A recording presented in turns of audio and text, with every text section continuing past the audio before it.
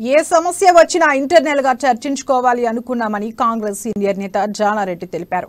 దిగ్విజయ్ జరిగిన భేటీలో ఇంటర్నల్ విషయాలపై చర్చ జరిగిందని, వాటిని బయటకు చెప్పలేమని అన్నారు. డిగ్గీ రాజాతో భేటీ అనంతరం ఆయన మీడియాతో మాట్లాడారు. అందరం కలిసి పార్టీని పటిష్టత కోసం పనిచేస్తామని, ఐకమత్యంతో ముందుకు వెళ్లి పార్టీని అధికారంలోకి తెస్తామని అన్నారు. మా పార్టీలో కోవర్టులు ఎవరూ లేరని, అదంతా కేవలం అపోహ మాత్రమేనని స్పష్టం చేశారు. ఉండటానికి వీల్లేదు, ఇది అపోహ మాత్రమే. పార్టీ ఐక్యతగా ఉండటానికి, అందరూ కలిసి కాంగ్రెస్ పార్టీని పటిష్టం చేయటానికి, ఏదైనా అపోహలు ఉంటే తొలగించుకోవటానికి, ఆ తర్వాత అందరం ఐకమత్యంతో రేపు పొద్దున ముందుకు సాగి ఏ విధంగా అని మాట్లాడినాం.